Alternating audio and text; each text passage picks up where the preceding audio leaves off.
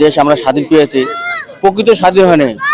ভারতের আধিপত্যের কারণে বাংলাদেশ, তারপর 24-এ একটি গণবিপ্লব হয়েছে। সে বিপ্লবে 2000 লোক মারা গেছে, 30,000 লোক আহত হয়েছে। ওসমান ভাইকে, হাদি ওসমান ভাইকে গুলি করে আমাদেরকে ভয় দেখে দিয়েছে। আমরা সবাই ওসমান ভাইয়ের মতন ঐক্যবদ্ধ হয়ে করব এই প্রত্যাশা করি। স্বাধীনতা রক্তক্ষয়ী যুদ্ধের যে ভাইরাস চলে গেছে তাদেরকে আমরা ভুলতে পারবো না। তো হয়েছিল বিধায় 24-এ আবার একটা গণ অভ্যুত্থান তৈরি হয়েছিল। আমরা 71-এর মুক্তিযোদ্ধা ভাইদেরকে স্মরণ রেখেই আজকের এই দিনে আমরা রংপুর জেলা জুলাই যোদ্ধা এবং 24-এর জুলাই যোদ্ধা সুন্দরভাবে আনন্দ উল্লাসে আমরা পালন করতেছি। এবং নতুন করে আর কোনো এই দেশে যেন স্বৈরাচারিত্ব এবং বিপ্লবের নতুন করে করতে না হয়। লক্ষ মানুষ শহীদের বিনিময়ে আমরা স্বাধীনতা পেয়েছিলাম। আমাদের আজকে 16ই ডিসেম্বর বিজয় দিবস।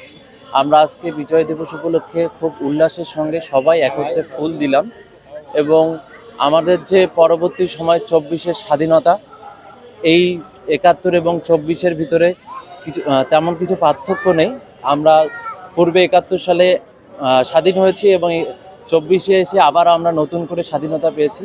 তবে যাদের বিপক্ষে আমরা 24-এ স্বাধীনতা পেয়েছি স্বৈরাচারী সরকারের কাছ থেকে, তাদের এখন যত পরিমাণে তারা যে পরিমাণে আমাদের সঙ্গে দেশকে উত্তেজনাময় করার চেষ্টা করছে, তো আমরা অবশ্যই প্রতিহত করব। 1971 সালের যে ঐতিহাসিক যে নির্মম হত্যাযজ্ঞের মাধ্যমে হানাদার বাহিনী আমাদের শহীদ ভাইদেরকে শহীদ করে বা তাদের রক্তের বিনিময়ে এই বিজয় দিবসকে আমরা উদযাপন করছি।